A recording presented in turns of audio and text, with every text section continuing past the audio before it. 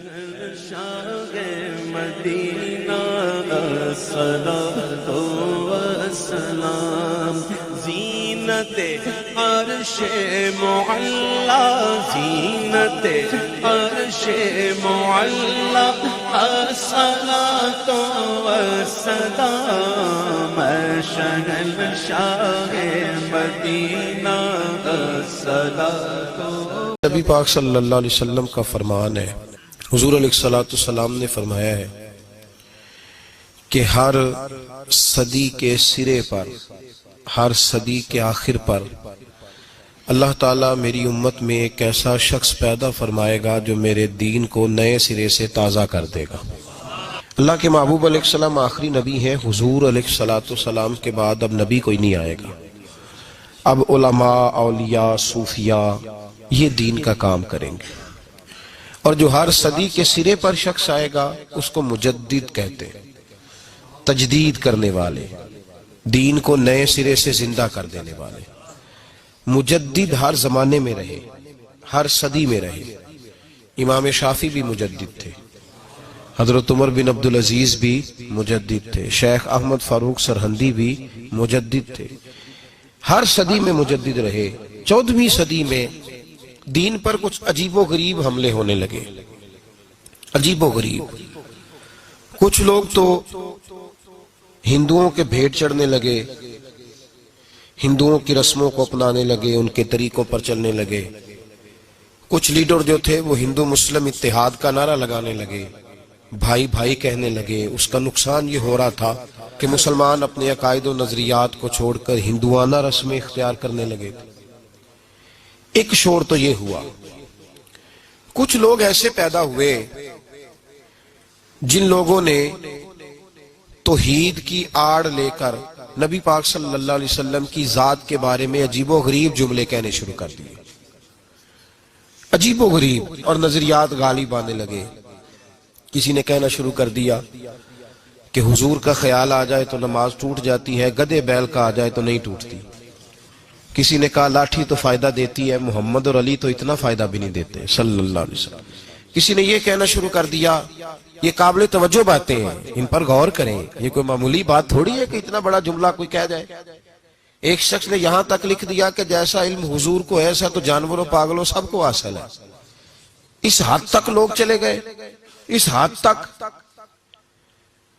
اور میں بڑی معذرت کے ساتھ، میری درد مندانہ اپیل ہے، میری گزارش ہے ان لوگوں سے جو بعض اوقات وکالت کرتے ہیں ایسے جملوں کی، نہیں یہ مطلب ہے، یہ نہیں یہ مطلب ہے، تو بھائی اللہ نے قرآن پاک میں تو کہا یا ایھا الذین آمنوا لا تقولوا راعینا وقولوا انظرنا، کہا ہے میرے محبوب کے غلاموں، اے ایمان والو، جس لفظ کی وجہ سے میرے نبی کی بے ادبی کا شائبہ پیدا ہو سکتا ہے، شک ہو سکتا ہے کہ اس لفظ کی وجہ سے بے ادبی ہو، تم وہ لفظ بولنا ہی چھوڑ دو۔ اتنی تعظیم سکھائی اللہ تعالیٰ نے۔ لوگوں نے اس طرح کے جملے کہنا شروع کر دیے۔ اب بڑا مشکل ہوتا ہے میدان میں نکل کے کسی کو لتاڑنا، اس کو روکنا، بڑا مشکل ہوتا ہے۔ کسی نے کہا حضور کے بعد بھی نبی آ جائے تو ختم نبوت میں فرق نہیں پڑتا۔ لوگوں نے اس طرح کے جملے کہنے شروع کر دیا۔ ایک ہندو مسلم اتحاد کا نعرہ، ایک مسلمانوں کا ہندوؤں کے ساتھ گٹھ جوڑ لیڈروں کی وجہ سے بے شمار برائیاں ہندوستان میں پھیلنے لگی۔ حالات بڑے دگرگوں تھے، لوگ پریشان تھے۔ یکا یک بریلی کی دھرتی سے ایک شخص بولا، بریلی کی دھرتی سے ایک شخص بولا جنہوں نے علم تھاما، جنہوں نے سب سے پہلے تو ان لوگوں کو کہا جو ہندو مسلم اتحاد کا نعرہ لگاتے تھے، فرمایا نا، مسلمان رسول اللہ والے ہیں، یہ رسم اپنائیں گے تو وہ والی جو ان کے نبی نے انہیں حکم دیا ہے۔ ہر اس رسم سے منع کر دیا، یہاں تک کہ فاضل بریلوی علیہ رحمہ کا یہ فتویٰ موجود ہے ان کی کتابوں میں۔ کسی نے کہا حضور ہم ہندوؤں کے طریقے پہ نہیں چلتے، ہم ان کی کوئی شے نہیں اپنائیں گے، صرف یہ بتا دیں کہ ان کی مجلس میں، محفل میں، ان کے میلے میں جانا جائز ہے؟ آپ نے فرمایا تم رسول پاک کا کلمہ پڑھنے والے ہو، تمہیں وہاں قدم رکھنے کی بھی اجازت نہیں۔ عشق رسول کی علامت بن گئے فاضل بریلوی۔ 1876 میں پیدا ہوئے، 1921 میں وصال فرمایا، 4 سال کی عمر تھی جب استاد کے پاس لے گئے، استاد کے پاس اور استاد نے سبق شروع کرایا. 6 سال کی عمر تھی جب فاضل بریلوی نے پہلی دفعہ ممبر پہ بیٹھ کے نبی پاک کا میلاد پاک بیان فرمایا. 13 سال میں اعلیٰ حضرت نے سارے علوم پڑھ لیے تھے. اور روایتوں میں اختلاف ہے لیکن آپ کی عمر پوری 20 سال نہیں تھی, پوری 20 نہیں ہوئی تھی جب اعلیٰ حضرت فاضل بریلوی رحمت اللہ تعالی علیہ کے پاس ایک درویش آئے تو کہنے لگے آپ کا حصہ ہے, ظاہری علم تو حاصل ہو گیا پر باطن کے نور کی بھی بڑی ضرورت ہے. آپ کو اور آپ کے والد گرامی کو مارہرہ شریف لے گئے. وہاں ایک سید بزرگ تھے, سید آل رسول مارہ روی, 21 سال مجاہدے کراتے تھے پھر کسی کو خلافت دیتے تھے. فاضل بریلوی کی عمر پوری 20 سال نہیں تھی. جن میں کچھ ہوتا ہے ان میں شروع سے ہی بڑا کچھ ہوتا ہے, جن میں کچھ ہے ہوتی ہے نا ان میں اس کا بچپن بھی بتاتا ہے کہ اس کا جوبن کس طرح کا ہوگا, اس کی جوانی کا نور بتاتا ہے کہ اگر سیاہ بالوں میں اس کا چہرہ اتنا چمکتا ہے تو سفید ہوں گے تو کتنا نور برسے گا. وہ جوبن بتاتے ہیں, جوبن کیفیات بتاتی ہیں. تو اعلیٰ حضرت ابھی پورے 20 سال کے نہیں ہوئے تھے, پیر صاحب کی خدمت میں حاضر ہوئے. پیر صاحب نے مرید کیا کہ حضور غلامی میں قبول کر لے.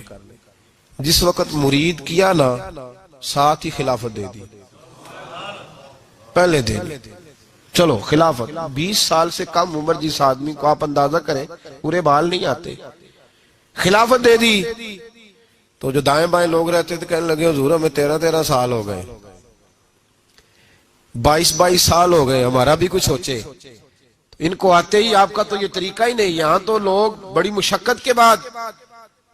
تو سید آل رسول مارہ روی سید زادے تھے, رو پڑے, فرمانے لگے لوگ کالے دل لے کے آتے ہیں, عمر گزر جاتی ہے انہیں سفید کرتے, انہیں چمکاتے عمر گزر جاتی ہے, یہ دل ہی بڑا سفید لے کے آیا ہے. میں نے تو ایک نسبت دی ہے, ایک گرہ لگائی ہے, بس تھوڑی سی نا اس کو نسبت کی ضرورت تھی, وہ نسبت دی ہے. اور فرمایا میں تو خود بڑا پریشان تھا کہ رب قیامت میں پوچھے گا عمل بتا تو کیا دکھاؤں گا. اب میں مطمئن ہو گیا ہوں. اگر اللہ نے مجھ سے پوچھا نا, رب کریم نے, کہ آل رسول کیا لے کے آئے ہو, تو میں احمد رضا کا ہاتھ پکڑ کے کہوں گا یا اللہ یہ میری کمائی ہے.